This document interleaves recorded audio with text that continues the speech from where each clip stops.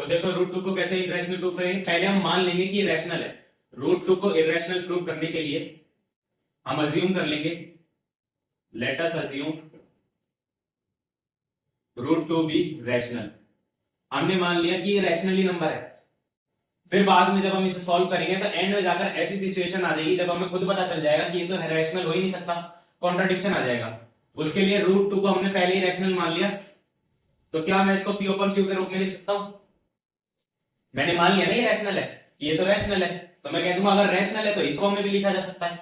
अब इस फॉर्म में लिखा जा सकता है तो इधर इधर लेकर जाओ, पी ओपन क्यू की जगह नॉर्मल नंबर ले लेते हैं ए अपॉन बी। अब इनको मल्टीप्लाई करो इधर उधर, तो ये b root two is equal to A आएगा। दोनों साइड स्क्वायर कर दो क्योंकि मुझे ये रूट हटाना है, यहां से स्क्वायर करने से ये b का स्क्वायर हो जाएगा, रूट टू से 2 हट जाएगा, ये यहां 2 आ गया और बराबर a का स्क्वायर। इस कंडीशन में तुम देख रहे हो 2 मल्टीप्लाई हो रहा है b स्क्वायर से और बराबर आ रहा है a स्क्वायर के। अगर मैं यहां b स्क्वायर को अकेला छोड़ू और 2 को उधर ले जाऊं, a स्क्वायर डिवाइड बाय 2, ये दोनों तभी इक्वल होंगे जब a स्क्वायर 2 से कट जाएगा। ये दोनों कब इक्वल होंगे? जब a स्क्वायर 2 से पूरा पूरा कट जाएगा, यानी a square is divisible by 2, a square 2 से कट सकता है।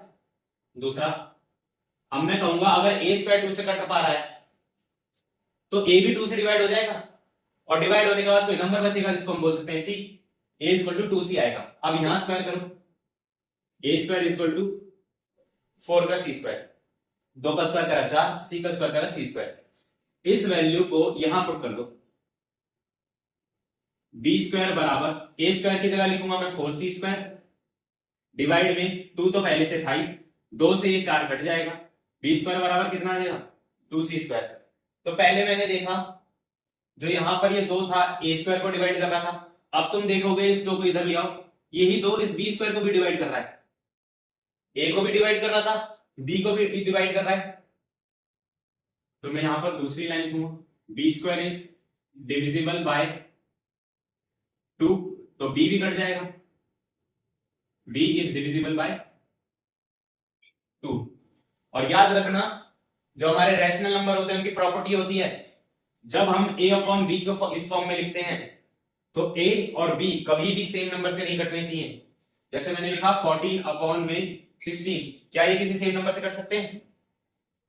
ये 2 से कट जाएगा, ये भी 2 से कट जाएगा, ये इसलिए रैशनल नहीं है, ये रैशनल इसलिए नहीं है। पर मैं इसको 2 से काट दूंगा, ऊपर 7 बचा नीचे 8 बचा, अब ये क्या किसी सेम नंबर से कट सकता है?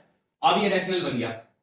तो रैशनल की एक प्रॉपर्टी होती है कि दोनों नंबर कभी सेम टेबल से नहीं कटने चाहिए। और अभी मैंने यहां पर स्क्वायर करने के बाद प्रूव करा कि a भी 2 से कट रहा है और b भी 2 से कट रहा है, दोनों सेम नंबर से कट रहे हैं, तो क्या ये रैशनल हो सकता है?